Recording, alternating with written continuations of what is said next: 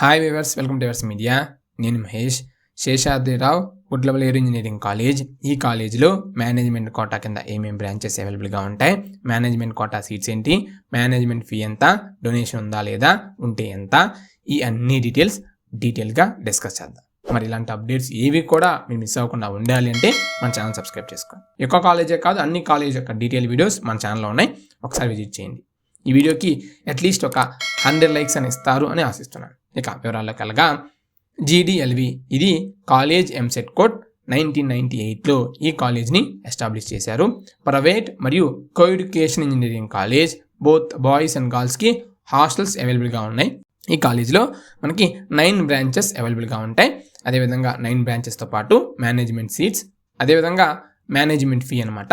ఇందులోనే donation amount అనేది include చేస్తుంది. సో ఎక్స్ట్రాగా డొనేషన్ మీరు ఎక్స్ట్రాగా పే చేయాల్సిన అవసరం లేదు. సో ఈ ఫీ ఎవ్రీ ఇయర్ పే చేయాలి. సో ఈ ఇయర్ పే చేసి నెక్స్ట్ ఇయర్ నేను పే చేయనంటే కాదు, ఎవ్రీ ఇయర్ ఇంతే అమౌంట్ మీరు పే చేయాల్సి ఉంటుంది. ఇందులో హాస్టల్ ఫీ యాడ్ చేసి లేదు, ఓన్లీ కాలేజ్ ఫీ మాత్రమే. Artificial intelligence and data science 36 seats ఉన్నాయి, 1,45,000 college fee. Civil engineering 36 seats ఉన్నాయి, 70,000 college fee. Computer science and engineering 72 seats ఉన్నాయి, 1,75,000 college fee.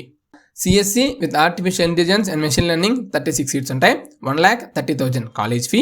Electronics and communication engineering 72 seats ఉంటాయి, 1,05,000 college fee. Electrical and electronics engineering 36 seats ఉంటాయి, 70,000 college fee.